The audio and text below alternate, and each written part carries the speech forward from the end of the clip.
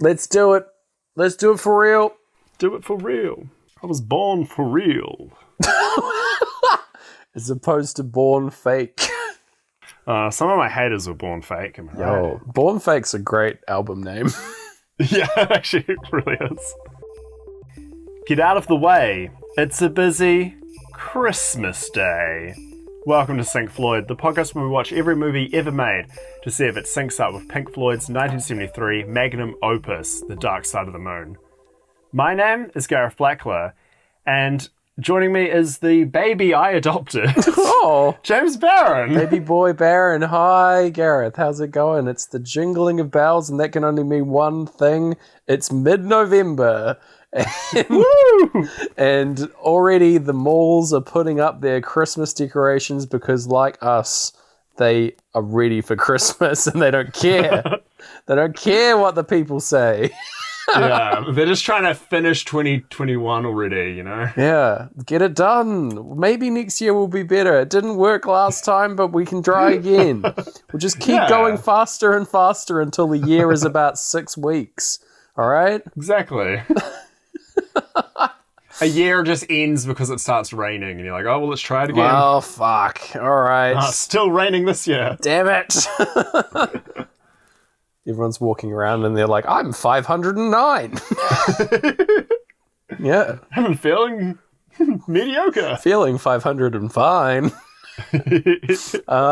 Yeah. What did we watch this week? We watched Tokyo Godfathers, Gareth. Yeah. A Satoshi Kon film. One of my favorite directors of film who tragically died early in his life. And won't be making any more films. But he has a great collection of work, and this is one of them. And I thought I would bring it on as a preemptive Christmas special since we don't really do a Christmas show. But we do a thing. We do a thing for Christmas, but we'll get like an actual Christmas episode in the meantime, right? Yeah. But yeah. We'll figure it out. So... have you seen any of Satoshi Kon's work before? You know anything about him, or? I have. I've seen Paprika. Nice. I watched it. All I remember was being very tired and watching it in bed and then not doing anything else that day. Yeah. Which might mean it's really good.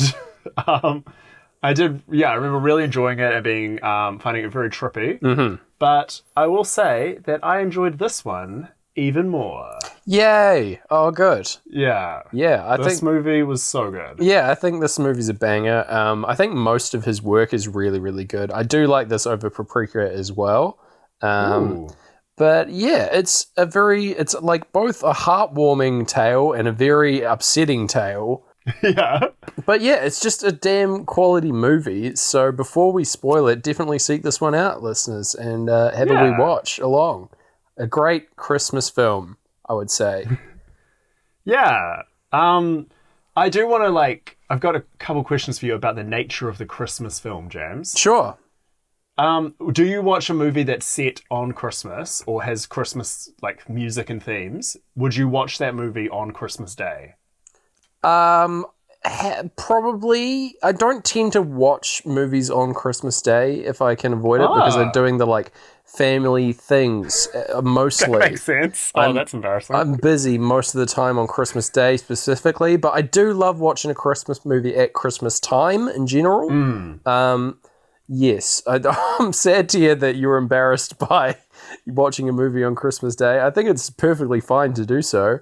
Now, see, my rule is you watch your Christmas themed movies leading up to Christmas. Yeah. And then it's like how you can't advertise on election day. You don't need the Christmas movie anymore. You're in the Christmas spirit on Christmas Day. Exactly. So you'll watch. Well, there's no ads in New Zealand TV, so you watch I don't know, A Knight's Tale or Annihilation one Christmas. Wow, really? That's wild. Yeah. So there's been a couple years in a row now where I've been down in Christchurch visiting my family. Mm-hmm. And my brother and his partner have then gone off to have Christmas dinner with her side of the family. Sure. and so it's just been me and my parents because our grandparents have gone off to visit other people and stuff. Right. And, we're all super tired from the day and we just watch whatever's on. And I was like, well, I haven't seen Annihilation yet, so I'll just chuck that on. Oh, man. And yeah, my dad's review was very slow at the beginning, but he was asleep at the beginning. So who's to say? Fair enough. Yeah. Dreams very slow, your dad. Yeah. Amazing. Imagine if it was like, the beginning was amazing, all that stuff on the boat. And we're like, no, Dad, that was your dream. He's just having a whale of a time on his dream boat. Yeah. Love that. Yeah, that is a wild pick for a Christmas Day watch, but Yeah, I made a love that mistake. energy. Did you have it before or after dinner? Did you watch that film? We do lunch in my family. So that was, definitely post-lunch. Okay. Full of food. Probably pre the tiny little dinner you have after lunch. Okay. Yeah, I respect that. Okay. Yeah. Well, that's fine then. I was a bit worried for eating after watching Annihilation specifically. Oh, but, yeah. Anyway, yes. So was there you had a second question for me about... My second question is Dark Side of the Moon a Christmas album?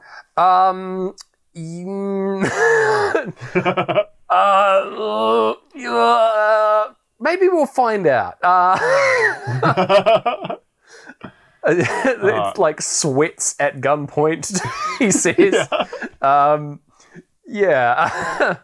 I think in a similar way to this movie, I think that Dark Side of the Moon deals with a nostalgia and feeling of loss but new beginning at the same time, in the same way that Christmas does, right? And this movie evokes. I think that's a good fit, thematically. But as to the subject matter of the album, unlikely. Yes, yeah. As to whether it syncs, though, with a Christmas movie, well, let's see, shall we? Shall we find out? Shall we find out if it syncs with Tokyo Godfathers, Gareth? Yes. Okay. Yes. Yes. All right. Opening title, Speak to Me. You know the drill. It all happens here. We've got... we open on a terrifying doll of baby Jesus.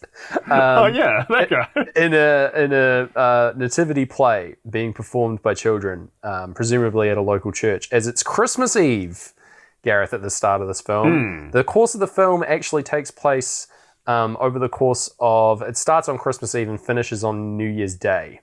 So it's the entire Christmas bracket for the holiday. We're watching this frankly strange nativity play, and in the audience, our protagonists, a group of 3 characters who are all homeless people for the movie, and we've got Jin, who is a middle-aged alcoholic guy. With a red cap and scruffy beard. We've got Hana, who's a transgender woman who hangs out with them as friends, and Miyuki, who is a teenage girl with, frankly, a dope hat combo. Yes. She's wearing 2 hats at the same time, and it's a great look. But yeah, they're all here. Well, actually, Miyuki's not here, but they're here.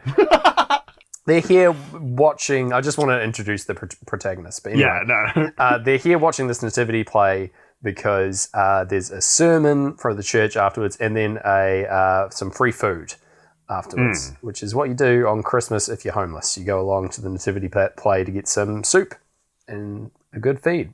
And yeah, in general, this movie starting out with a nativity play is perfect because... over the course of the story, it's about a baby being discovered or a baby arriving under miraculous circumstance and the surrounding events improving people's lives, I think, is it's a direct parallel to Christmas, right? And the miracle of Jesus, right? And miracles in general. The miracles in general are a theme of the movie. Man, I missed that subtext about Christianity.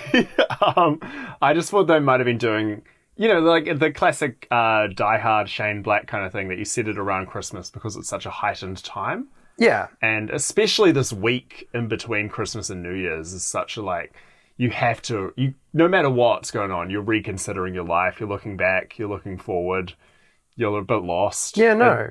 It evoked that mood very strongly for me. Yeah, you are right on the money in that it's like Christmas is all about that combination of the two themes represented in this movie mainly is that like miracles recurring and then like family in the same way that Fast 9 is about family.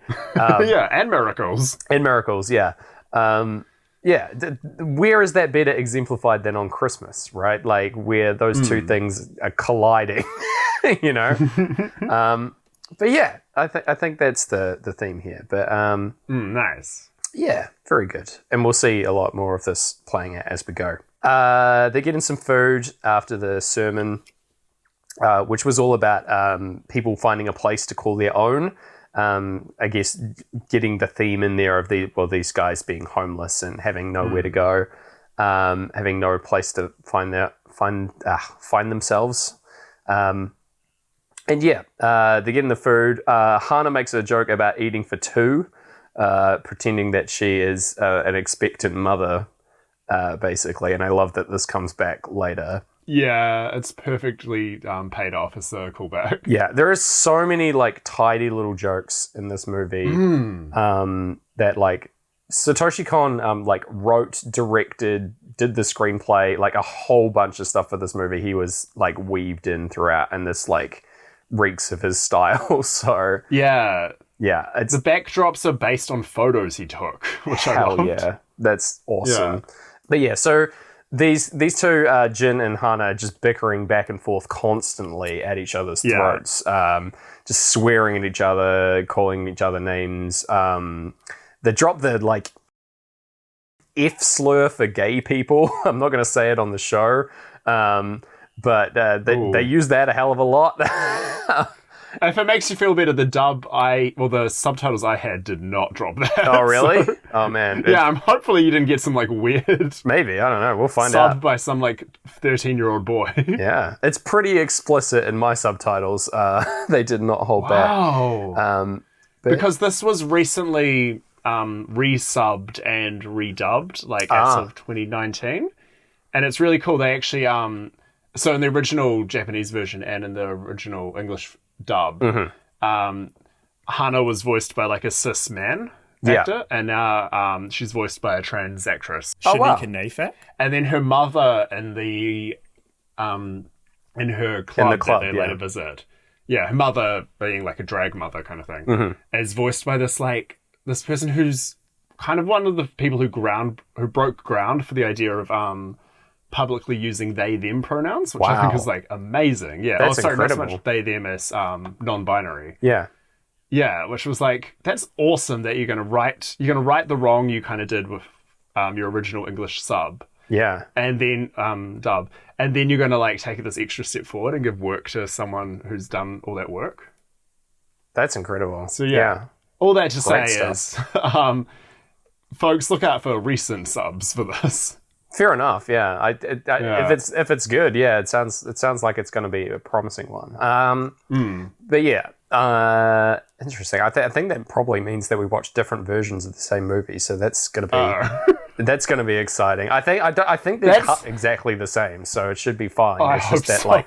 It's just that the dub is different, but that will be an exciting adventure for us nonetheless. That's my biggest fear across this whole project. It's been like, whether the episode's good or not, who cares? But if we watch different versions and suddenly we're like, no, he said this at this point. No, this synced with this. Oh. And it all falls apart. Like, I honestly don't know what I can do. It could happen. I think we'll be fine. We start fighting on Christmas. Oh no, what's going to happen? That's the end of the podcast, but by the end we'll have come around. A miraculous baby will form over this call, and we'll have to take care of it. I don't know. Feels like this podcast is our miracle baby. I think that's true. That's damn right. So yeah, we get the breathe vocals coming in as We meet Miyuki now, again with her cool hat, and she's on top of a building spitting on people's heads, waiting for Hana and Jin to return with some of the food, because she didn't want to show her face at the nativity play for reasons that we will get to. But yeah, I do love that she's like tallying the amount of hits that she gets with chalk, just like scratching them in as like teardrops effectively. It's hilarious. And yeah, so they all come together and like hang out on top of this building, and yeah, they're like a sweet little family, a found family of homeless people that look out for each other and look after each other, but are also constantly at each other's throats. And yeah, like a classic family. It's great. And yeah, they keep like calling each out on being like burdensome to each other, that they have to like look after each other, but they do care about each other. And yeah, so they just are going about their night on Christmas Eve looking for stuff. Apparently, Hana had some like presents that she'd stashed somewhere, but they're just like looking amongst some trash down, I think, below the building that they were at. And yeah, they're talking amongst themselves. Apparently, Miyuki is a runaway from home who hasn't been back home in 6 months. And she feels that she can't go back for whatever reason. But like, they haven't talked much about any of their backstory or whatever. They just like don't care about that. They're their family now, and they look after each other. So yeah, but we'll get to it. Yeah. So yeah, they're having a big scrap here out in the trash when they hear some wailing and crying, and nestled in the trash is a newborn baby, just wrapped up in a little like pouch. And they are freaking out. That's wild. And they're talking about like how disgusting it is for someone to throw out a baby like this. And yeah, Jin like briefly reminisces about a time before when he was homeless, and his wife and child very quickly here, but we'll get more of that information coming up. And as they pick up the baby, they find a little key with a number on it and underneath the wrappings. So they take that, and they just holding this baby, trying to figure out what to do. Jin wants to take it to the police because it's the right thing to do, but Hana is just like thrilled to bits to like live out her fantasy of being a mother. And yeah, it like immediately calls the baby their child.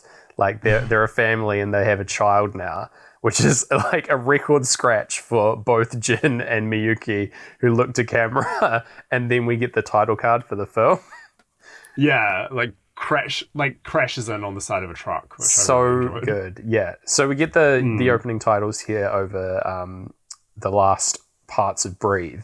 And they are stylish as hell. It's just like shots of the city with people wandering around, and the signs, all the signage has been replaced with the credits. Always good. Quite subtly. Yeah, it's a simple effect, but it's done really effectively. And yeah, it's real nice. And like our second film to do this, by the way. Do you know what the first film was? Oh god, there was the one that put like the names like on the boardwalk. And I remember the titles themselves. Was it, Entourage? Yeah. Fuck yeah. Crushed You know it. how this film has like made us all feel really good inside? Well, remember the film that didn't?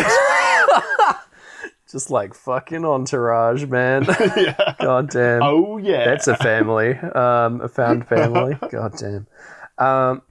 But yeah, we do get into On the Run here as well. Get the the credits are playing out over On the Run. Sorry. Yeah. And the On the Run crash happens over like a character design credit, which is nothing. That's not a sync at all. Yeah. I really wanted the crash to happen when the truck crashes in with the title. I thought that would have been great. Yeah. Premium syncs. But sadly not. No. Yeah, we do get the like scene playing out though. Like we get the opening titles bits that are coming in, but the movie is progressing still. They're walking through the city, and the credits are still appearing on signs, which I think is like really good. It doesn't like stop, which is like it stops a little bit for like the opening ones, and then you're like, oh, no, actually we're getting on with the plot, but the credits are still coming in. It's nice. So Hana gives the baby a name, much to Jin's absolute chagrin. It calls the baby Kyoko, which means pure child, literally, and is taken from the Japanese translation of Silent Night, the song, in case you didn't know. If you're like, of a silent night, how can they translate it? It's silent. Yeah, no one's bloody speaking. No, what? It's just like a sound of nothingness, and that's their name. But she gives him the name. Just before the clocks come in time, and we get a haiku. There are a few haikus. I recorded this one. I didn't write down any of the other ones, but they are very nice. They happen I think in the 3-act structure of the film. We get them coming in, and Hana always delivers them. This one is a little baby, powdery snow on its cheeks on this holy night, which is very nice. They're all good haikus. Pretty smart to just come up with a haiku on the fly as well. I don't think I could do that. That was such a skill, eh? I still have to count on my fingers syllables.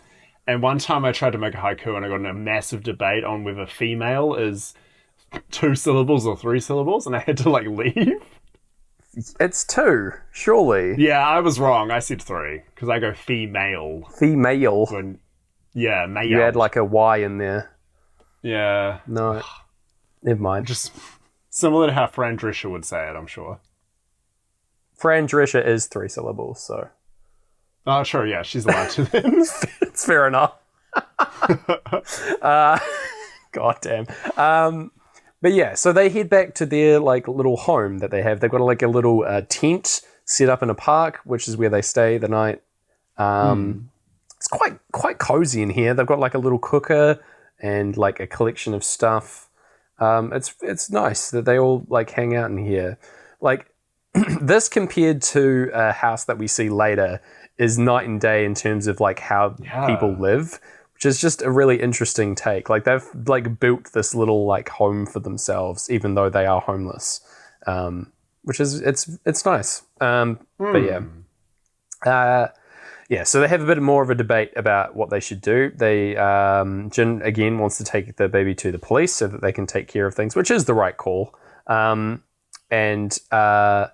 But Hana really wants to try and find the true parents by themselves so that they can determine individually if they are fit to be the baby's family, because the family abandoned the baby. So Hana doesn't want to give it over to them, worrying that they'll just get abandoned again. Again, she has great motivations for this, but we'll get to this as well. Both of them have motivations for this point of view. It's just so good, this movie. Holy shit. Yeah. That's how you write a film. Yeah, for real. But yeah, so they they try and calm the baby down and stop crying, and they determine that they'll take the baby to the police in the morning because it's now close to midnight, so they aren't going to be able to do anything about it anyway. So they're looking after it. And they send Miyuki out to go to get some water for the baby. And so she's going out doing that. Jin gets nostalgic for the time that he was a father, and he tells a story about his wife and child, who he claims are now both dead. And his daughter would be about 21 now, a bit older than Miyuki. And so, effectively, Miyuki is his surrogate daughter in this family situation. He sees a lot of her in his daughter. And, it's very sweet. He keeps telling the story, and it's what happened was he was a bicycle racer, and his daughter got very sick and was dying, and he needed to pay the hospital bills, so he fixed one of his own races to make money as a get-rich-quick scheme, but it got found out and he got kicked out of racing, and his daughter died, and then his wife later died of grief or killed herself. It's not clear. It doesn't explain. But yeah, it's a very tragic tale to which Hana is like weeping over. Brutal. Again, Merry Christmas. But yeah, it's not the first like harrowing tale that this movie does not like shy away from at all. Yeah, we're dealing with the real shit in this film. It's a fascinating balance. I guess it's it's like Christmas. There's so much joy. There's so much sadness. There's like it's like a farce at some points. Yeah, it's an action film at some points, and it's all animated. Which it's one of those films I think you should show someone who doesn't like anime because they think it's all sexy robots. Hard agree. Like, because this could have been live action, and it would be like in the AFI's top 100. It's such a human story. It doesn't need to be told as an animated tale, but like the animation level is such high quality. This is a beautiful movie, and like everything is so well thought out and beautifully animated for you. Like Satoshi Kon really, really cares about framing and how all of his characters are like blocked into the scene to the point where he will keyframe everything himself and then like do things in reverse order in order to make it. Like, so he knows where the scene will be ending up before like how, and then will draw the way that it gets there. He does everything out of order, which is an incredible way of doing things, but like, it takes like a master to do something like that, and it really pays off in this. So I absolutely agree. Miyuki's out getting this bottled water for the baby, and like bumps into a bunch of other homeless guys who are out like selling books for Christmas, and they drop. One of these books, which coincidentally is a guidebook on parenting.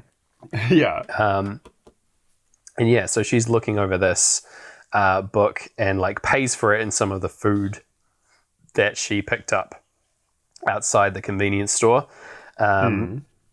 It's I'm not entirely certain, but I think that the like family on the front is supposed to be a mirror of the family of the abandoned baby. I'm not entirely sure. I think there's supposed to be like a happy version of them, but anyway, or an idyllic version.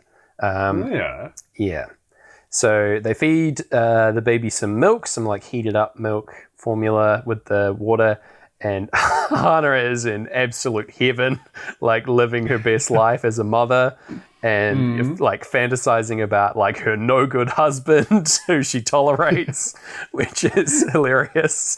We pan out into the night as snow starts falling over the city for Christmas. And so Christmas Day, next morning, Hana has left with the baby, and so the other two like go out to try and find her as we go over a great gig. And Hana is like crouched in the middle of the street, just like distraught at having to hand the baby over to the police because she really doesn't want to do that. And Jin says that a baby is always better off with her real mother. And Hana straight up disagrees, saying that sometimes a foster mother is better. And again, we'll get to this. But and he says that like it's irresponsible for a homeless person to raise a child, and Hana is like, yes, I understand, but she's worried about the baby like going from foster home to foster home, and not having a true family, and for her Christmases to be ruined for all time because that's when she was abandoned. And it's reflective of her own situation, in case you didn't realize. So they resolve. Hana refuses, and they're going to find the family on their own. They aren't going to go to the police just yet. And then if the mother can explain herself why she abandoned the baby, they will give the child over to her. And otherwise, then they'll go to the police. Is the strat. And that's what we're going to do for the movie. The only lead that they have on that situation is the locker key, which they find. Miyuki like suddenly remembers, and then we cut to them like at the locker, which is very funny. And yeah, inside is they open it up, and inside is a bunch of like holiday items crammed into a suitcase, like photos from a trip and like scanty underwear and like all kinds of stuff. Another set of keys, and yeah, just a photo of a family, or like a man and a woman who have just come back from holiday, standing outside a house with a pair of buildings in the background. So that's like all they have. They also find like a shitload of business cards for a Hostess Club, which is like effectively like a strip club. And yeah, so they like try to call that, but there's no one open because it's Christmas Day. And so they're like, all right, we'll go there. And they go onto the subway. And we get a sweet little callback joke with the soup lady guy person who's handing out soup, seeing Hana now with a baby and going like, holy shit, she was eating for two. Just such a slam dunk of a joke. I loved it. Incredible. And then, so they're on the train going over to this place. And everyone on the train is like suffering because these homeless people smell terribly. They're all like covering their faces. They even complain about it. I'm going to be honest, didn't love that joke. That one felt a little mean. Yeah. But, well, there's especially... Well, you go. I don't think it's a joke. I think it's like put in there as like a direct way of like how the public treat homeless people. Like, I think this is just realistic. Like later on, they get kicked out of a place for smelling bad, like out of a shop for just lingering and being there, but even though they have no place to go, like they smell bad, and that's just a fact of life for them, you know. Like they have no way of cleaning, or they So it's just how it is. So they're on the subway, and I don't think it's a joke. I think it's just real. Okay, then it's super effective that it made me feel so bad. Oh yeah, it's very uncomfortable. It's like, I'm not the most qualified person to say, but it is like so unfair the way the homeless are treated. Like, it's only feels like in the last like 10 years, and so including the time that this movie was initially made, in 2003, like a homeless person was like in movies and stuff was always the joke. It was like a stock joke character. And it's like, it's just a deep onset way to make you hate the poor. It's like a really it's just buried deep in your skull. And especially like in New Zealand, there's an urban myth that you can't be homeless in New Zealand. Like if you are homeless, it's your own fault, which is like, that's not ridiculous. True at all. Yeah. That's something like someone's parents said to them as a kid to make them feel okay about walking along the like roads. Jeez. But yeah, I don't know. I'm not like a professor. I'm not great at articulating it, but it's so nice that this film humanizes the homeless so well. It like fully captures their situation like perfectly, and like absolutely, as you say, humanizes. They're our heroes for the film. Like in every sense of the word, they're doing the right thing, and like in spite of their situation. And they're rewarded for it over the course of the film, but like it's definitely a realistic portrayal of homelessness, and it's great. I think like most movies don't even if they have it, it's for a joke, or they shy away from it entirely, right? Like like our Little Birds guy, for example, who we love so much. I know that Turkish Spider-Man isn't like a great like film that we cite often, but like that guy is definitely a joke character, like and like he just exists for that purpose rather than being a character onto his own. So anyway, I will say as well though, like it's one of the side effects of the pandemic is I'm always taken out of my head when I see someone on public transport in a movie now. Yeah. Because I'm like, they should be wearing a mask. Oh, yeah.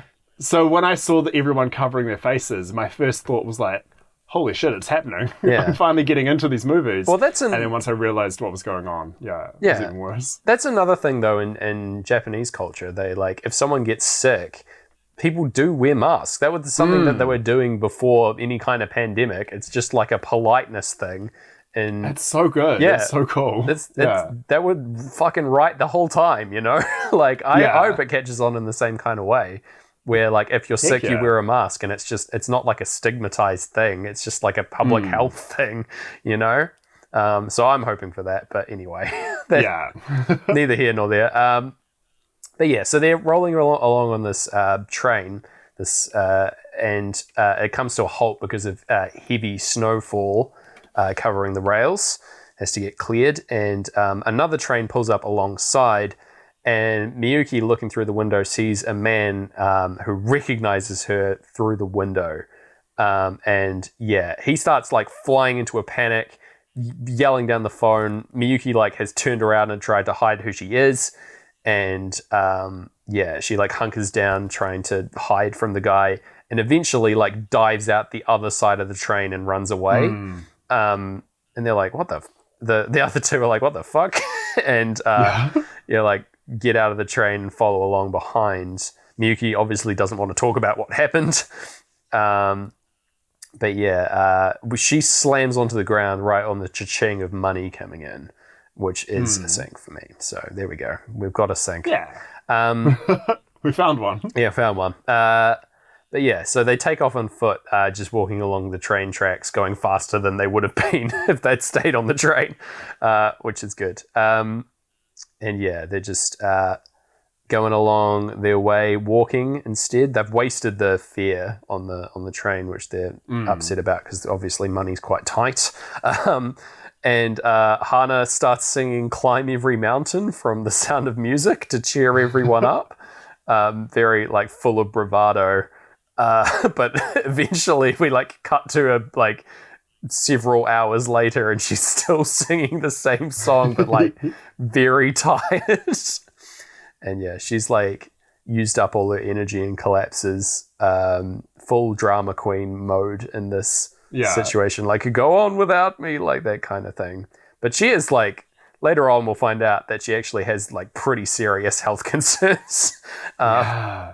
But yeah, anyway, so she's like pushing herself to the limit anyway, but trying to keep everyone in the group happy about their mission and as well. So, yeah. You know, you just need singing during a mission, like Pink Floyd did for us when we watched Entourage. Oh, thank God, yeah. They were alongside us being like, I know, dude.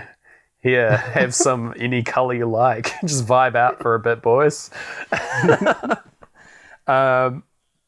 But yeah, so they come upon a cemetery and like want to find some offerings here because oftentimes people will leave stuff for the dead as an offering that the homeless people will just come and pick up, and because they can use it better than dead people can.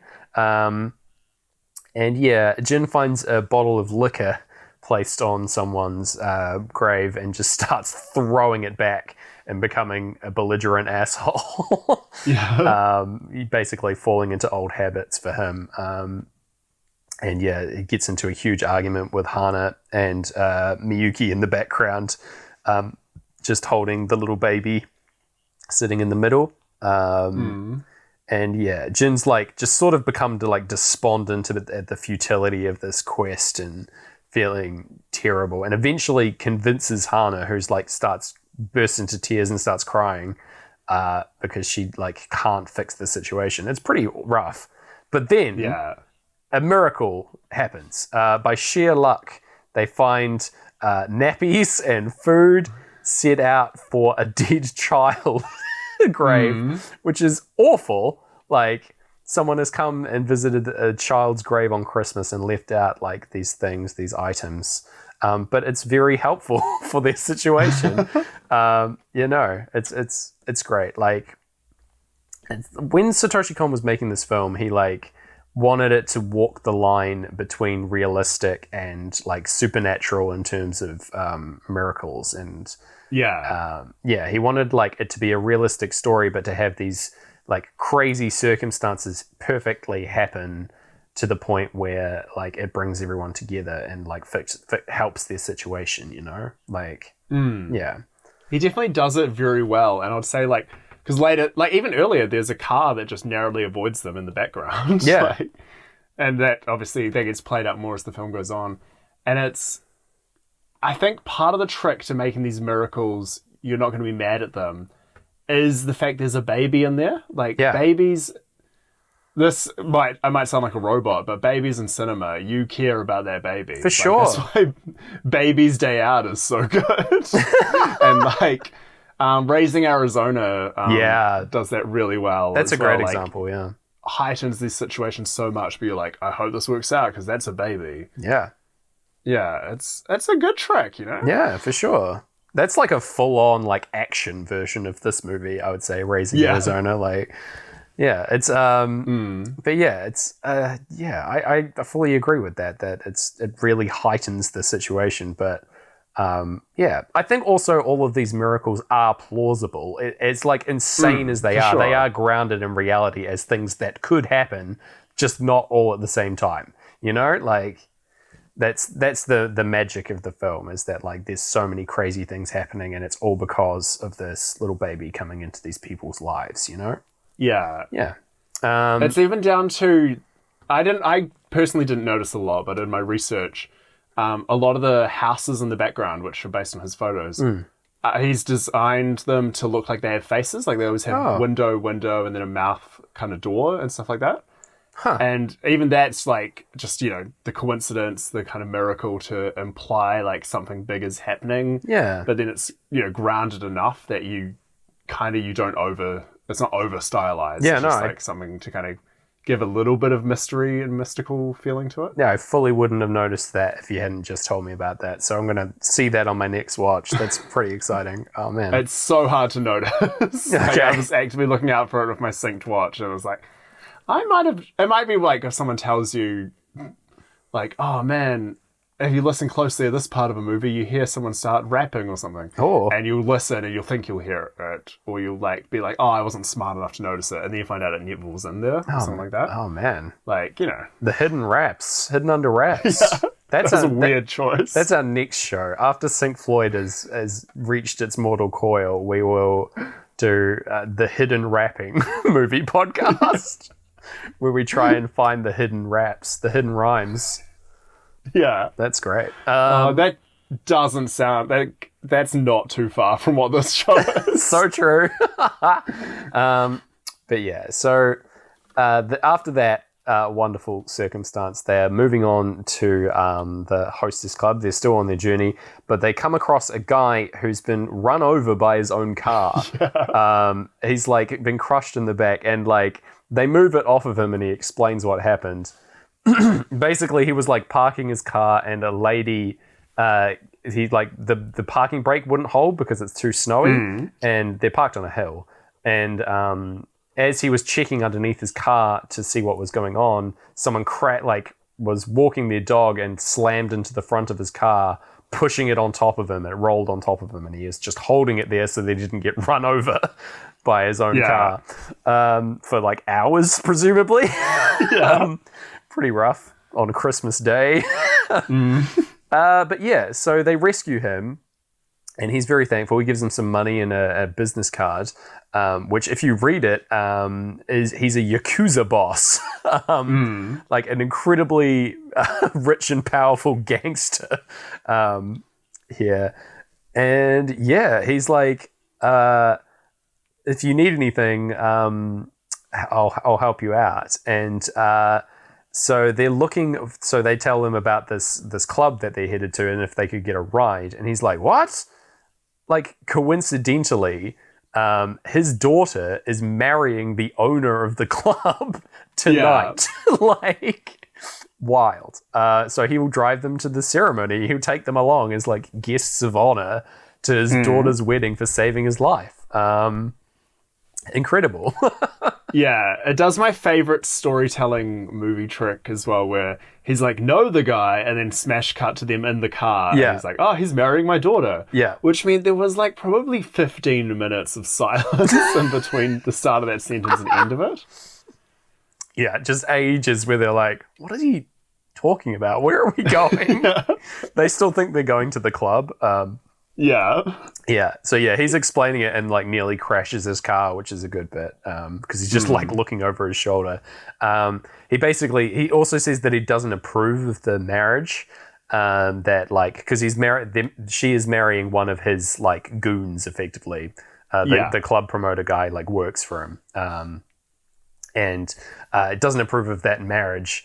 And Jin says, "Well, like so long as your daughter is happy, that's what matters, right? Like." Surely that's the most important thing. And I love that this comes back to bite him. It's just so good. Like, this little thing is just like a little throwaway line and then it's mirrored later on. It's just, delicious. But yeah. So they go and attend this incredibly fancy wedding at a hotel. The bride-to-be, the daughter, is also named Kyoko. The same name as the baby. Hilarious. And yeah, we go into us and them as the group are just like hanging out at this wedding waiting to speak to the groom because obviously he's busy with wedding stuff. Just again us and them working well as like a disparity between the rich and poor here, because they're just like loading up on food. I think Jin grabs like 3 bottles of champagne. Miyuki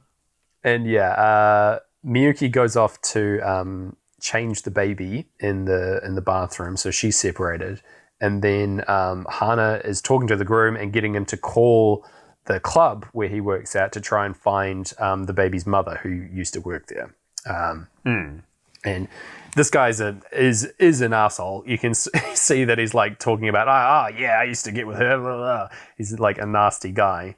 And it turns out that this guy is the man who had the get rich quick scheme that made Jin homeless. And Jin like recognizes him at the wedding and wants to beat the shit out of him with one of the one of the bottles of champagne that he has. So he moves over to like bash him in with this bottle of champagne, and at the same time, suddenly a hit goes down on the Yakuza guy. A man disguised as a maid, a Latino guy, just open fires on the Yakuza man, and it's just this beautiful slow motion shot of all like of the 4 parties moving, like Hana reacting, Jin like coming in to like hit the guy on the phone, the Yakuza boss are all captured, and then like the man with the gun, the maid. Great shot. I just love this slow-mo. And yeah, the groom dives in front of the mob boss, like saving his life. Ironically, like making himself a hero in the eyes of his father-to-be. Like, he didn't approve of the marriage and then like saved his life by taking a bullet for him. Incredible. Probably like going to be a huge story later on. He's just saved his own marriage. Incredible. But the assailant grabs Miyuki and Kyoko and runs off with them as hostages. And Hana and Jin are like giving chase on foot, but they dive into a taxi and take off with the Latino guy like speaking another language. And this wasn't subtitled for me for the entire time. Neither. Yeah, so I think it's not in any like version of the film. It's just the language barrier between them is intentional to make it like even more heightened that you don't really know what's going on. But yeah, she also loses her hat on the way out, and they scoop it up, saving it for her, which I just love as a like little detail. But yeah, they manage to get away, and the Jin and Hana are like trying to figure out what to do next. They like call the taxi company to say like one of your drivers ran off, stole a girl, blah blah blah, and they tell the cab to come to the tower that you see in the distance, the Tokyo Tower, which is a cool monument. But anyway, And yeah, they have more of a disagreement on what to do next. Jin is like still drunk and despondent. He's had more champagne and more drinks since the time at the cemetery, and he's just gives up, basically. He throws it away because he's like, he can't help in this situation, he's decided. And yeah, Hana's like furious at him and calls him the lowest of the low. And yeah, that she goes off to the tower to get picked up by the cab, and he just stays where he is and just falls deeper and deeper into depression. Again, still Christmas night. And he's just wandering around, like, drunk off his face. Goes to the police and wants to turn himself in as human trash. Brutal. So he's wandering the street and comes upon this old man who is lying spotlighted on the ground alone, like an ancient man. And yeah, over the what are we in? We're in Us and the M still, and there's R's. The chorus is going as he like wakes up, and asks for a last request to have a wee sip on the bottle of champagne that Jin still has.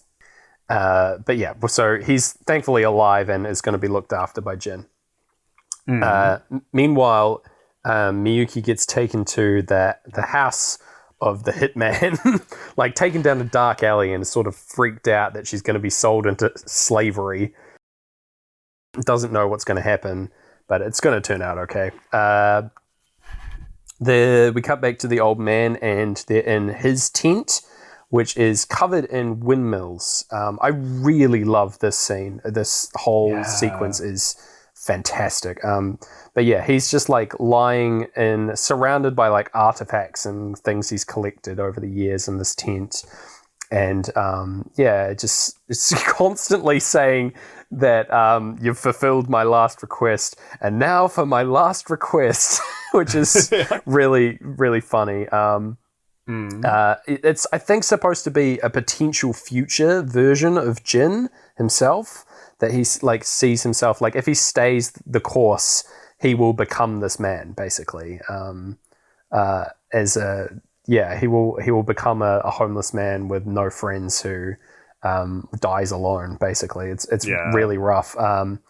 But yeah, he gives Jin a little red bag and says to get rid of it for him because it's the cause of all his problems. Later on, we'll find out that there's a lottery ticket in this bag. Again, mirroring Jin's like basically self-destruction through drinking and gambling.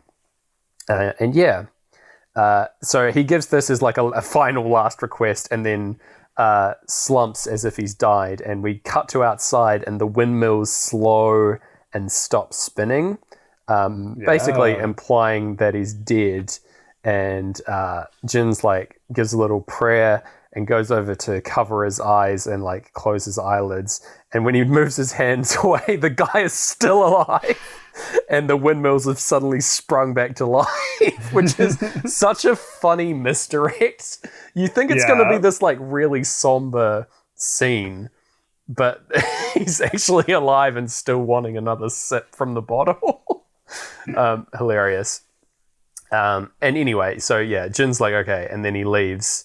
And as he leaves, you may not notice, but the windmills are indeed stopped, implying that the old man has for real died on the inside.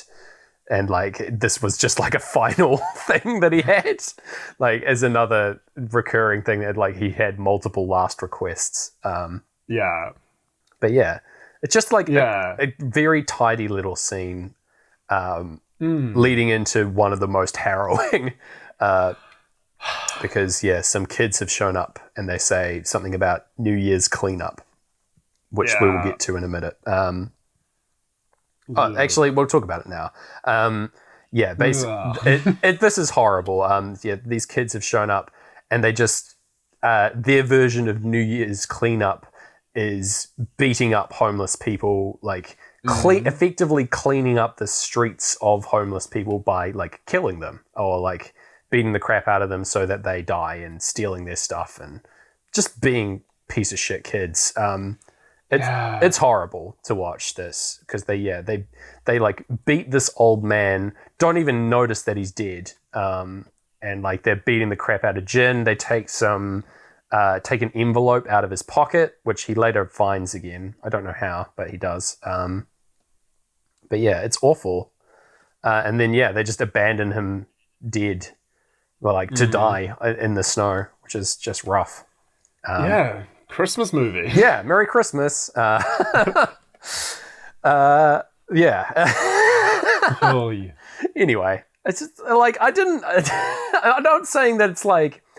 The thing about it is, it's like it's got these really, really harsh and hard to watch scenes. Oh yeah, but it is still very heartwarming. On top of this, like it has the emotional pull that like many Christmas movies try and have, like genuine stakes. But I feel like this one just really pulls it off because it's just a very well told story, and it doesn't shy away from like the nastiness of.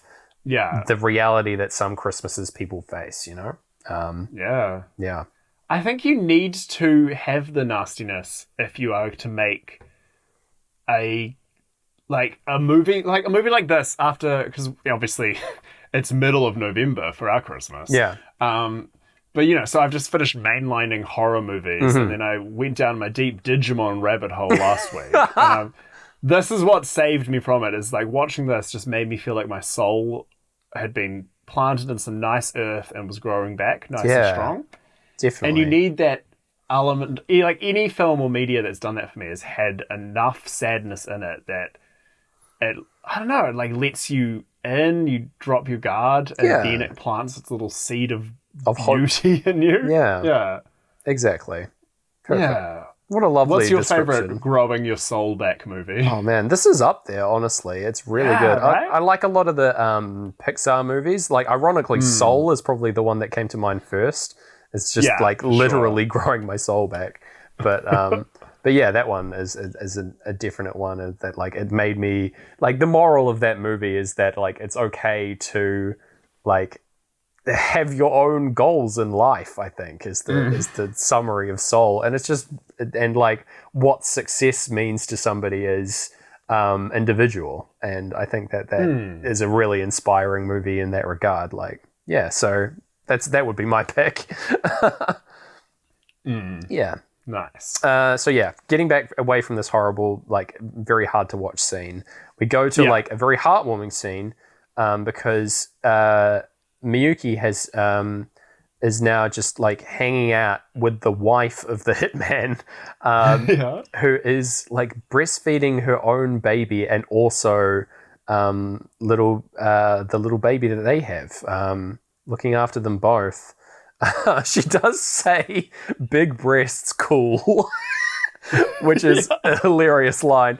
But anyway, they like sort of bond with each other despite not being able to speak each other's language. Miyuki is so desperate for a mother figure and this woman is so lovely and warm that they bond over like family and this lovely warm situation. Yeah. It's very nice. They like look at old photos of her family and then Miyuki's family, because we find out that her dad is a policeman and they bond over that. They're both policemen, which like adds to interest, like to the story of the Latino couple here. I don't really know what this means, and that like now they're making a hit on a mob boss. I don't know. Anyway, it's not clear how much your life can change. Yeah. But anyway, Hana is in the cab with the guy who dropped off the hitman previously. And I love that this cab driver becomes a recurring character as well, just by circumstance. Hilarious. He just has to deal with Hana and her intensity the entire film, which is played for laughs. And so she's like hell-bent on finding her girls, basically. And gets out of the cab without paying and starts wandering around the area trying to find them, calling out. And she coughs up some blood, because she's dealing with her health. She's like driving herself to the brink, basically.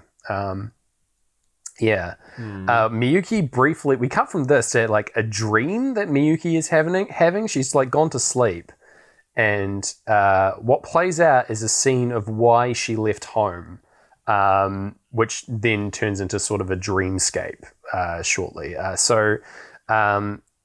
As we're getting, I'll see you on the dark side of the moon and brain damage. We're watching this play out, by the way. Basically what happened was she stabbed her dad with a knife in the side because her cat, who's called Angel, went missing, and she thinks that her dad got rid of it to like punish her. He's a very strict dad. He's a police officer dad, right? So he's pretty intense. And she just assumes that because they've got like a tense relationship to begin with, that he's gotten rid of the cat as like a punishment. And she's furious because that cat's like her whole world, her like most loved thing. And she stabs him in the side, and she hasn't been back since. But this scene devolves, and Jin and Hana appear in the dream, replacing her own parents, as they now have to care for little baby Kyoko as a new family, who appears with cherub wings as a little angel. And she wakes up being like, "What the fuck?"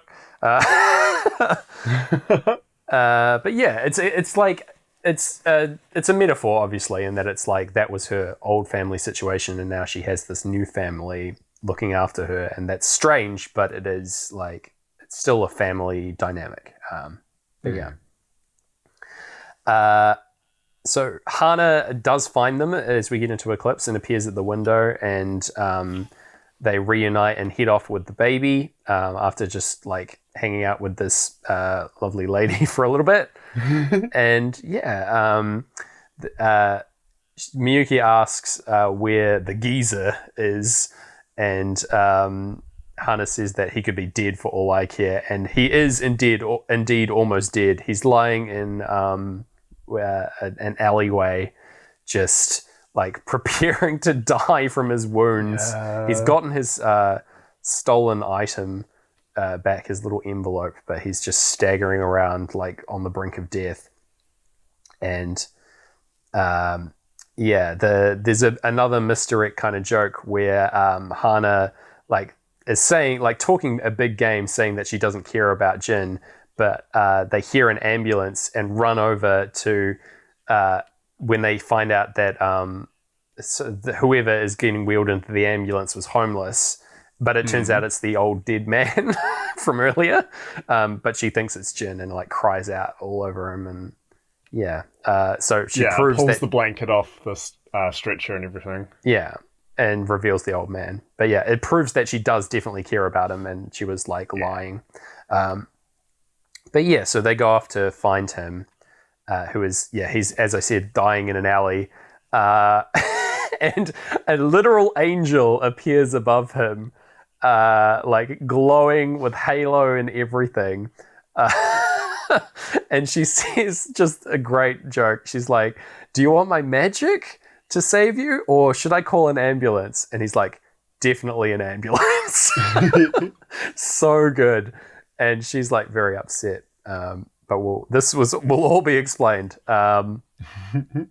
So Hana and Miyuki don't really have any more leads, so they go to a place from Hana's past to like post up for the night. Her drag club called Angel Tower, which has the Tokyo Tower as a logo and like angel wings, sort of like crossover between the two here. Very good. And yeah, so they rock up here, and the club owner, the like drag mother, I guess, appears and like embraces her and welcomes her back with like open arms, which is really lovely. Like an old face. And yeah, they're like thrilled to have her back. And inside is Jin, who was the angel that he saw was actually a worker at this club who was dressed up as an angel for Christmas. Hilarious. And so they're like reunited, and he's being taken care of inside this club. It's really good. So there's a bit of like respite here where we get Hana's story. Briefly, she was she worked at this club before having to leave. She decided herself that she had to leave because she had an altercation with a customer who called her an old fart after she spilled a drink on him during a performance. And that's why she takes like such offense to that specific insult when you wouldn't think that that's a big deal. It's been used against her several times up until now in the audience, in the arguments between her and Jin, and every time she like overreacts massively to that specific one. So yeah. My friend, your subtitles have given you a different story to mine. Oh no, what does yours say? This has finally happened. So mine say that this man says "eat shit, pops," and that's what makes her break. Then she yells, "Pops I can handle." No, shit I can handle, but not pops. Yeah, right. And it's from like being misgendered. Oh, okay. Yeah. I think that is a better take, honestly, because my subtitles say "old fart," which is just such a nothing kind of insult in comparison. Yeah. Being misgendered makes a lot more sense and probably like closer to what the story being told is anyway. So we'll go with that. That makes a lot more sense. Okay. Interesting. Yeah. I wonder what made the old fart translation. I don't know. Probably just a different translator, or like the original cut. That's what they said. I don't know. Or just like a misunderstanding of what the actual insult was. I don't know. That could be it, because insults are obviously so colloquial. Yeah. That like maybe just the translator picked up the wrong side of it. Perhaps, yeah.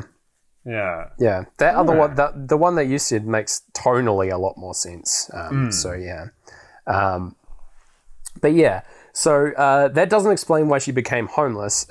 So she left the club and couldn't go back after that altercation, basically. And so they didn't know anything about what happened. But she had a partner who died. And it's not clear, again, this could be another mistranslation thing, but the club owner asks if her partner died of AIDS, and she says he slipped on the soap, which could either be Hana like softening the blow and saying that like, no, it was like, or like say either he slipped on the soap for real, or she just doesn't want to talk about it. You know, it could well be AIDS, but like, you know, it's not clear as to which is which. I don't speak Japanese, so I don't know. It's very hard to pick up the tone when you're reading a subtitle and also Pink Floyd is playing. Oh, yeah.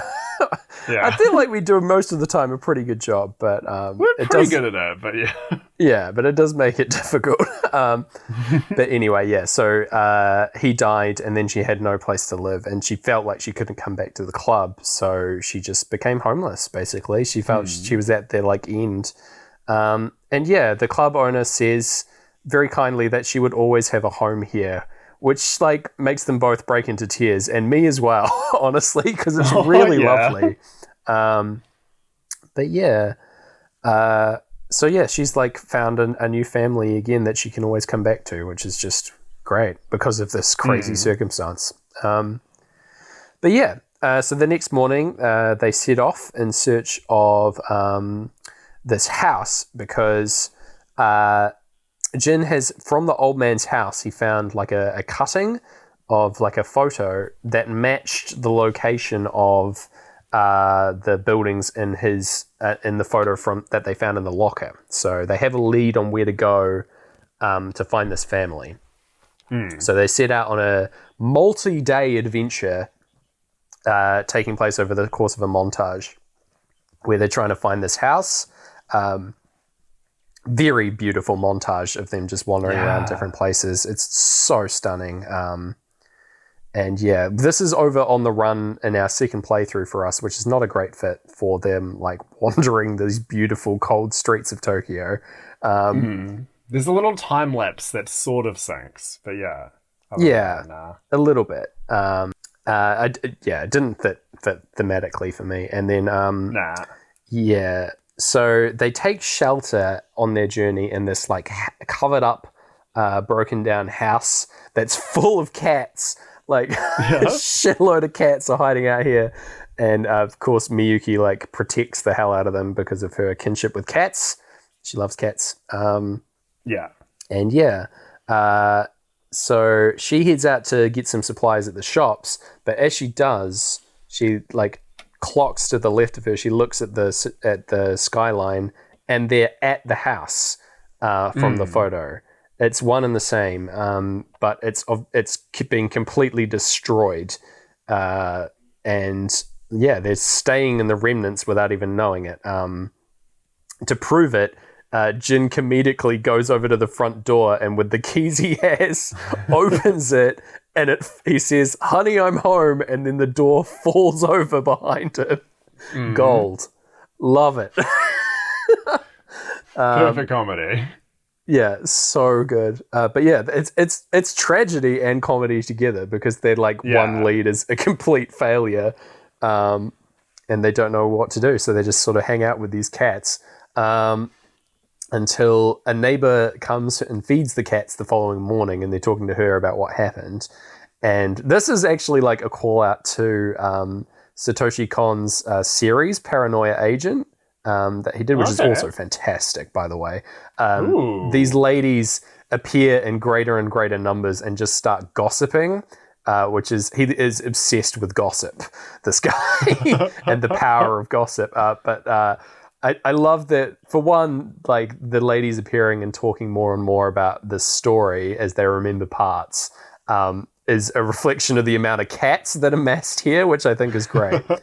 But also, but yeah, they talk about the situation where what happened here. Basically, this family were like a good for nothing sort of here. There were a stripper and a guy who was drunk and lost all his money on gambling and drinking, and they had a child together. But they don't know what happened to it after that. And they also abandoned this house, and it presumably got destroyed for some kind of insurance scam or something like that. But yeah, it's and they have separated after they had a baby. So the women are chastising them, saying that it's terrible.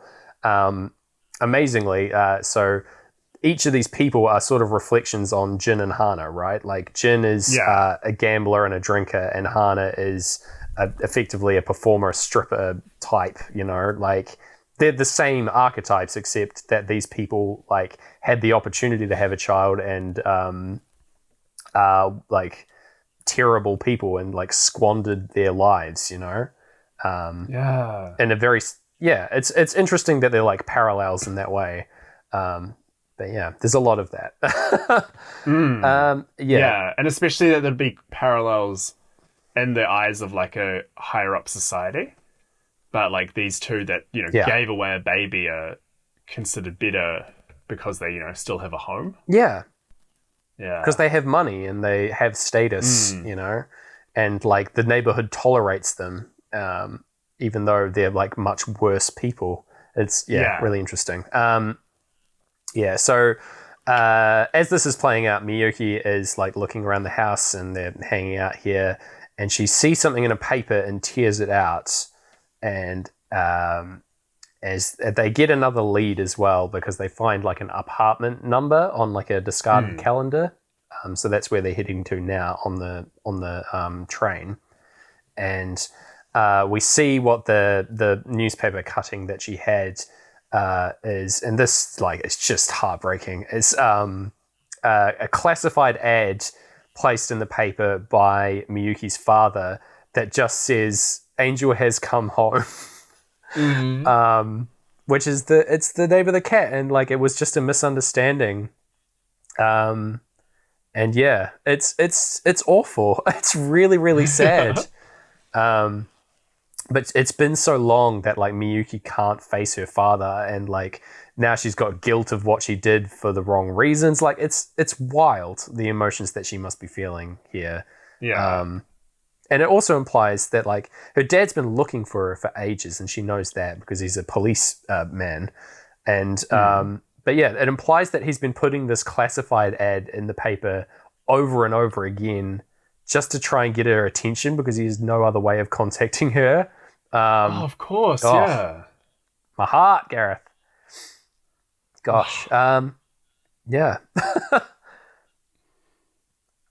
Not much else to say. Yeah. I can't think of anything to say. And yeah, so yeah, they keep going in the group hide out in like a store to avoid the weather because it's still a like snowstorm. And they're discussing, Jin and Hana are discussing the pair, the father and mother pair here that they've learned about. And meanwhile, Miyuki goes to try and call her dad, but can't bring herself to speak to him when he answers the phone, and just like huddles into herself and like apologizes to thin air, and it's really tragic. Yeah, she just can't deal with that grief and isn't ready to talk to her own father. But yeah, it's brutal. And we're getting Home Again, the Pink Floyd lyric playing, which, it's not often that a sync or, like a sync hits in an emotional way and like heightens the scene. Like, honestly, the last time I feel like that happened where Pink Floyd felt like they were actively, although not like syncing beat for beat or anything, but they were adding to the score and to the emotion, was in Shrek. Man. Yeah. So we've got one of our rare Shrek syncs. We were feeling more feelings. Yeah. Yeah. Oh, that is a great one though, man. Yeah, it's just like that feeling of home is so important, man. Yeah. So we get Jin, like, he retells his own origin story here. He was lying earlier about really what happened. Both his daughter and his wife are indeed alive, but he left and became homeless due to his own drinking and gambling. Like, his story is very much the same as this married couple's story. So he feels like he needs to admit to himself and to Hana that like he was lying earlier about all that. But he says he's trying to make good. He's trying to do better, and he has been saving his money that he's got. He's gathered together 30,000 yen, which is not very much money. In New Zealand dollars, that's around $350. In US dollars, it's $250. It's not too much, but it's a huge amount to him. And because he's like, every bit of money that he has as a homeless man is super important. And the fact that he's been saving it all is incredible. And he doesn't even know like when he's going to see his daughter again. He'd like doesn't know where she is or like what she looks like now. He hasn't seen her in like a really long time. So yeah, it's very sweet, but like also very sad. Yeah. We get into Great Gig now, and the store owner comes over to kick these guys out again because they smell bad. Like, it's a thing. There's a customer who's getting belligerent. He's drunk off his ass because we're approaching New Year's. Is that the same person from her flashback that got her kicked out of the bar, or is that just another drunk man? I think it is the same guy. I'm not entirely sure. But like either way, Hana doesn't like react or recognize him as that guy. So yeah, true. It probably is though. Like, knowing this movie, the amount of coincidences, I would say so. But anyway, yeah. So maybe she like doesn't even recognize him because of like the fury that she was in at the time. Yeah, that's fair. Yeah. But anyway, so they get escorted outside, and the drunk, angry guy also comes with them, and they're having like a bit of a scrap outside the shop. And Miyuki's coming back after like her dealing with her breakdown in the phone booth when an ambulance crashes into the store, destroying it entirely. Exactly where they were was just smashed into by an ambulance. And hilariously, the ambulance driver gets out of his car and says, "Call an ambulance," which is just hysterical. And Hana's like, "Oh man, we were so lucky." And she's saying, "This baby is like a miracle." And then she like passes out and like coughs up blood. Yeah. So conveniently, because a ambulance is also being called for this insane situation, they get to ride along in the ambulance and go to hospital because, like, in any other situation, they wouldn't be able to go to hospital, right? Because they can't afford to pay for anything and they can't call an ambulance, like, you know, because of this insane event, that she's able to get the treatment that she needs. But yeah, pretty wild. Another great coincidence. So yeah, we're at the hospital and Miyuki and Kyoko are hanging out like the little baby, and they're watching a news bulletin covering the gang incident at the wedding, and the nurse is coming over and having some like chit chat with them. And it turns out that the nurse's name is also Kyoko. Yeah. So it's the third Kyoko of the movie, a name plucked at random by Hana. It's what a miracle, Gareth. My God. I know, right? Hilarious. So yeah, there's a bit of a conversation about Hana's prognosis with Jin. He says that she should get a bunch of rest and nutrition, and Jin's like, that isn't part of the homeless lifestyle. We can't really do that. And the doctor's saying, like, he can cure disease, but he can't, like, fix the situation, and that all that anyone can do is their best, which is, like, a very pragmatic view for the doctor. But yeah, it's dark. Like, it's real, you know? Like, he can't fix homelessness. But yeah. Yeah, so I do love that line, though, that all that anyone can do is their best. Because I think that's it's a nice button on such a tragic, realist moment. Yeah, I think it's like also, it's like a version of what these characters are all doing, you know? Like, it's a dark, like, more serious take on the like miraculous thing. I think it's just that like everyone is trying their best here, and like trying to do good and do the best that they can for the baby, you know, and that's why these good things are happening, I think, is the idea. But anyway. Oh yeah. So anyway, they pay the bill now that Hana has recovered, and it amounts to pretty much the entirety of Jin's saved money. I think he gets like 20 yen left over, like a tiny amount. But yeah, which he hands over as payment. And I do love that the guy on the bills is crying when they hand it over. I missed that. He's got a little sad face. I think it's like That's it's done in a amazing. way that the bill is like crumpled to make it look like he's crying. Yes. It's very funny. But that fits in so well with the buildings looking like faces and everything as well. Yeah. And just crumpling it to make him cry.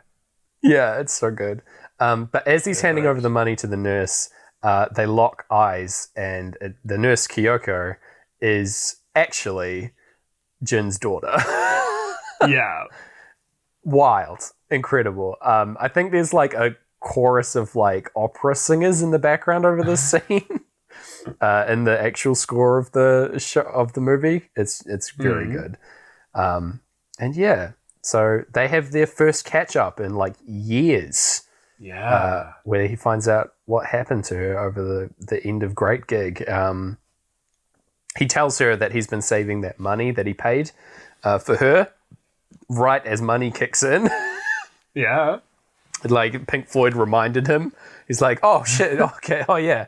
I'll better tell her that. Yeah. Yeah. And yeah, so she reveals to him that his daughter does, that she'd always wanted to see him, even though of the failure that he became, right? Because of these gambling debts and everything. She still wanted to seek him out and would go with her mother and like look for him all the time and like even check unidentified corpses in case they were him. Brutal. Why? Like, because she knew that he had become homeless, but just couldn't find him, right? Because Tokyo is massive. And it just, such a harsh story. It turns out we find out from her that instead of being a bicycle racer, he owned a bicycle shop with his wife.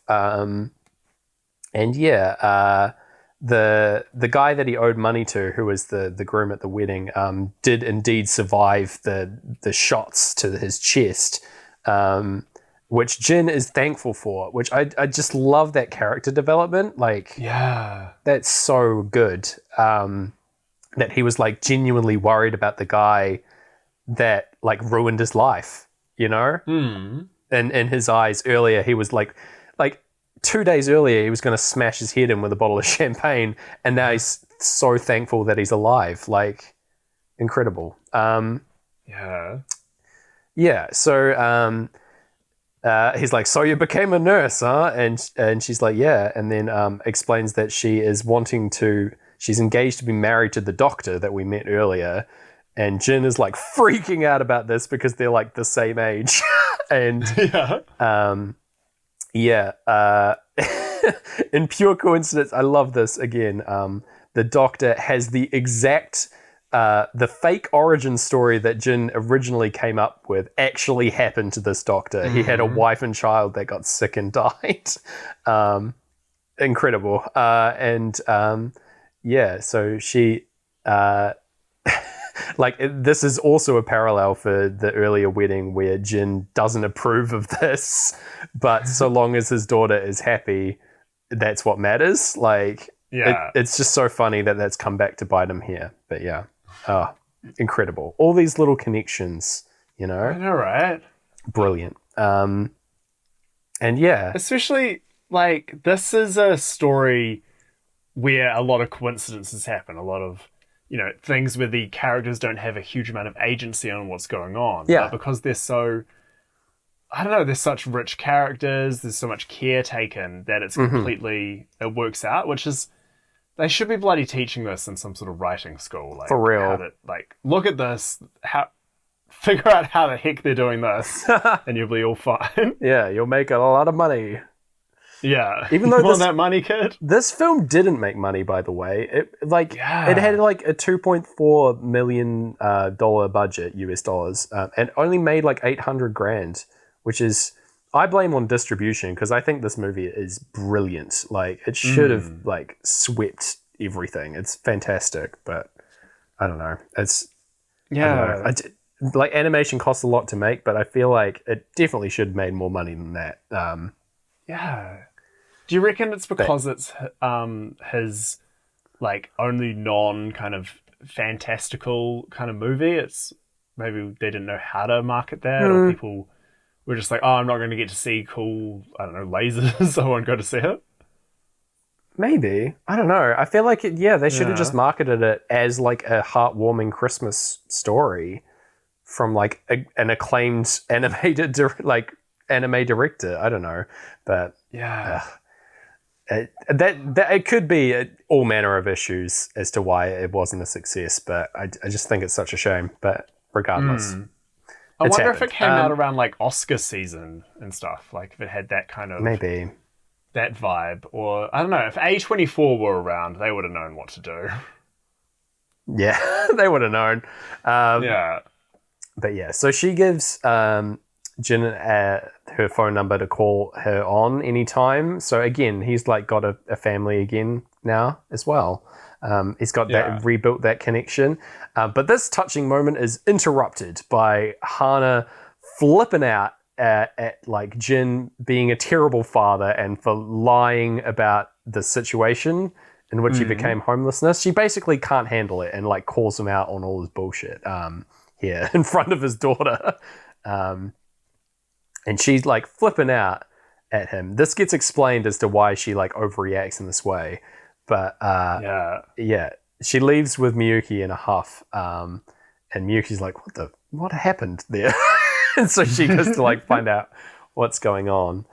And basically, Hana explains that she was acting that way on purpose so that Jin could rebuild his relationship with his daughter, because she was basically trying to leave him like make him hate her, basically, and be the hero in that situation. And yeah, she tells this through like an allegory story, which is framed as if it's like a folklore kind of legend, where Jin is this like nasty old red devil who people are afraid of. And in order to make him seem better, she would act worse as this blue devil. And yeah, and so that's what she was doing there. And the legend ends with Hana going away so that Jin can be happy with his daughter. And yeah, and it's incredibly dark when you realize what she's actually talking about, because she's basically implying that she's going to kill herself at the end of this legend. Yeah. Yeah. Which is really awful, because she feels like that, yeah, Jin, she's repaired that relationship with Jin, is like letting go, and then, yeah, has nothing else. Really, she could go back to the club, but she still doesn't really see that as an option, I think, in this situation. Yeah.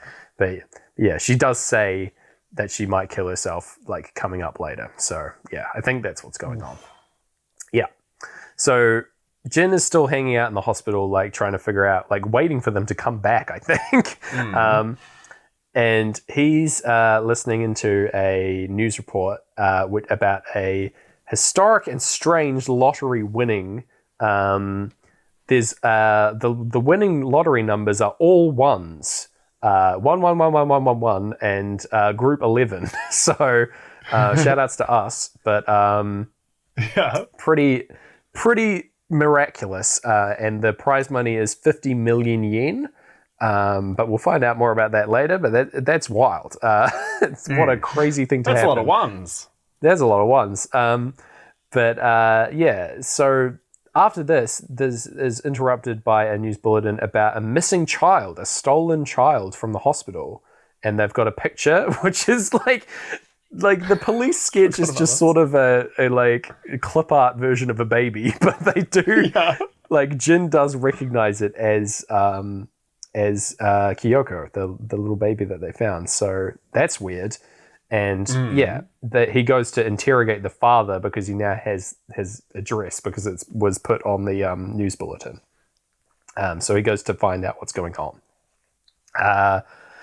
Hana decides they're walking along and they decide that they're going to take the baby to the police. And Hana says that she talks about throwing herself off the bridge out of the guilt that she feels for not doing it earlier, because she says she's like was ego tripping and kidding herself that she was a mother and wants to do the right thing and take it to the police station. And in the background, I think right as she mentions suicide, we see in the background someone getting up to kill themselves by throwing themselves off the bridge. Horrible. Exactly, like she says, I would kick off my shoes, and the person behind kicks off her shoes. Yeah. Incredible. And they like walk so that is happening off frame, and then suddenly realize and run in to catch her before she jumps. And they do. And it turns out that this is Sachiko, the mother of Kyoko, the mother of the baby, who is killing herself over the grief of abandoning the child. And Hana's like slaps her across the face for abandoning the child. But then when she explains herself, that she says that the husband took the baby away and she's been out looking for it. And so she hands the baby over. And there's like a touching reunion here. And I do like that they say God really loves this child, so you better look out for it. Because of all the crazy stuff that's been happening. So Jin rocks up at the dad's place at the same time, which is overrun with garbage and is weirdly like worse than his homeless digs, his own situation, even though this guy just lives in squalor. And is, again, like another reflection of Jin himself. Like, as I talked about, like when you meet him, you heard about him and that was enough. But seeing him as this, like, this is like a sort of a flashback to what Jin was like before everything, like before he became homeless, you know? Like, where he sees that in himself anyway. But yeah, he asks him about what the fuck the news report was about, and he does confirm that the baby that they found was stolen from the hospital by his wife and then abandoned to die when she couldn't deal with it because she is like a terrible mental state, which is awful. And now we know that the baby has been handed off to her. And yeah, it's not good. So basically, he says that he doesn't want to be involved when he wants to help, and Jin's like, "You're already involved. Like, you're this kid's father, effectively, and you need to control your wife and figure out what's going on because, like, yeah, it's awful. He's already part of it, and he's like, I don't want to do anything." And yeah, Jin says that like he sees a lot of himself in him, and he wants to like. And that he needs to get his act together. And the guy's like, I am getting my act together. I got a lottery ticket and I won like 100,000 yen. Ha ha ha. And it's like another like parallel of Jin there being like thinking that will solve his problems. You know? Yeah. Great stuff. And yeah, the guy says that Sachiko went off to go and be with her baby and didn't even clock that that's her killing herself. Like, had no idea. And Jin's like, what? That's what that means. And runs off to find her, steals a bike to go and chase after her, and we get like him cycling from here on in the movie, which is very good. Yeah, he has no way of knowing which way to go, but sort of follows the sound of babies crying. Another like miracle act of God kind of thing. The babies start crying, leading the way to not only Hana and Miyuki, but also the crying of Kyoko, the baby. So, yeah, it's like a guiding path kind of thing. And Hana and Miyuki are like finishing up doing a prayer at the local shrine, which is something that Japanese people do on New Year's Eve, New Year's Day. It's a very common practice. Do a prayer at the shrine for the new year. For good luck and all that, you know. So they're doing that, and they run into Jin, who has to do like charades because he's so puffed in order to like explain the awful thing that's happened. And yeah, so they find out that she stole the baby, and now she has it again, and they don't know where she is or what she's going to do. And we cut to them, and she's like terrified. This is a very upsetting scene, in that she's like trying to breastfeed this stolen baby in a park, like sitting on a seesaw. The way that Satoshi Kon animates madness in someone is they just become like very doll-like. They've got very wide eyes, very glassy eyes. And yeah, it's the style that he does. It's in Perfect Blue as well, another one of his films that like, this is just how he does it. And it's very unsettling and effective. But yeah, it's rough stuff. So yeah, they're racing around trying to find this baby, and they do eventually catch up to her. And what commences is a fantastic chase scene.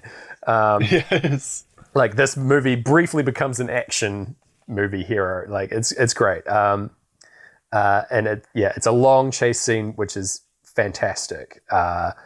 Basically, in summary, Jin gives chase on his bike, proving his like racing ability that he talked about, even though he was just a bike shop owner rather than a bike racer. So like elements of his story are like coming true. And they run into the same cab driver from earlier, and he's like their chase car driver, as Sachiko like steals a truck and starts driving away with the baby.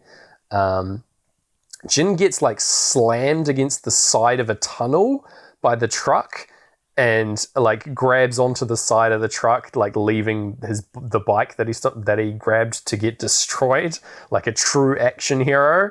Incredible. Love this. He like freaks out Sachiko and because by grabbing hold of the side of the truck, and she crashes the truck into the side of a building, and then grabs the baby and runs off. rides up an elevator. The taxi like drives into the building after them, like down the hall, and crashes in the distance. You like just hear the sound of the car crash as Miyuki, who's still riding in the car, jumps out and tries to get on the elevator, but like races up the stairs instead because she like makes it like can't get there just in time. So she's racing up the stairs. The taxi driver like points the other two in the direction to go in front of his completely destroyed car. Hilarious. And yeah, so they're racing up the stairs as well. I love that just the transformation of Miyuki as she races up these stairs. I think this is so clever. So she like sheds off her like coat and hat and all the stuff that she was wearing as a homeless person, and underneath is revealed her clothes that from when she left home, like the same clothes she ran away from home in. So she like reverts back to who she was as she runs up here. Incredible. Like just as like as a symbol, I think that's like so well done. So yeah, for this final confrontation, she's just wearing her regular person clothes. And yeah. So on the rooftop, there's a final confrontation playing out now. Where news helicopters are flying ahead and spotlighting the scene and recording it live. And the husband is at home, recognizes Sachiko on the screen, and has to man up, basically, coming up very soon. Decides to take responsibility for his actions, like Jin told him to, which is good. And then, Sachiko is like standing on the ledge of the building, unwilling to give the baby up and basically threatening to kill them both. Because she's like gone insane. We're getting the chorus of brain damage here as she like reveals what happened.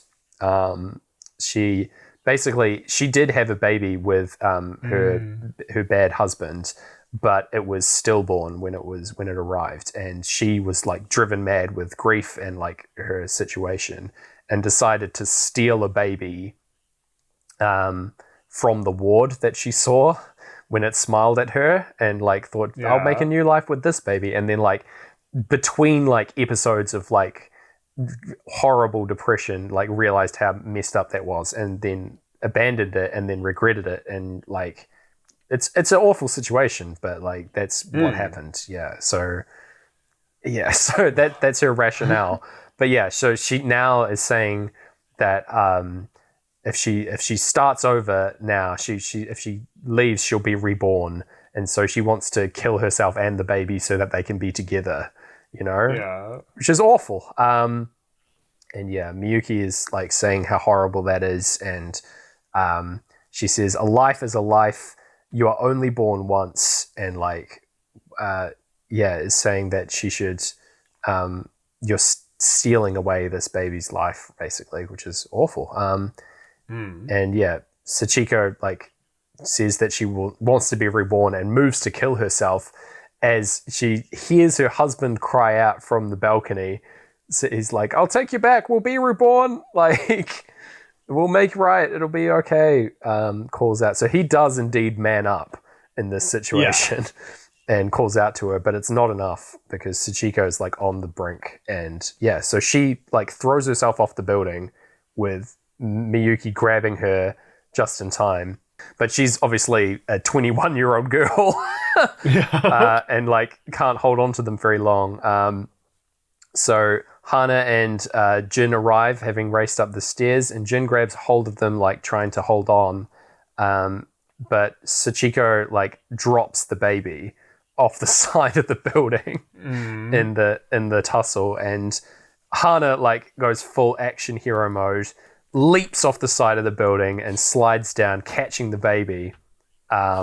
Before tumbling off herself, she grabs onto this like hanging banner at the top of the building, and you think she's going to be okay, but then she falls off and clutching this banner, and then the true miracle of the movie happens, and that a gust of wind whips up and they float in the air. Like it catches this enormous banner and they're just suspended in space as the sun rises, like between the buildings. They're just like floating in light as this like true act of God occurs.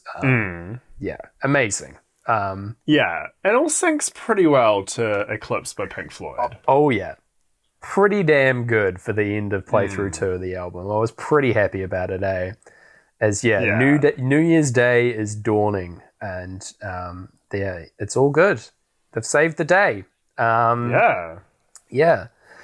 go into the heartbeats between the plays, and the baby. We see that baby has been reunited with the parents, and at the hospital, and they tell the inspector that they're talking to, the police inspector, that they want to visit the crew and make them all godfathers, hence the title, Tokyo Godfathers, of the baby, for getting her back to them safely, going through all of that. And and then we see the group at the hospital, Hana and Jin are like recovering from their injuries as like weakened people from all that happened over the course of these last 7 days.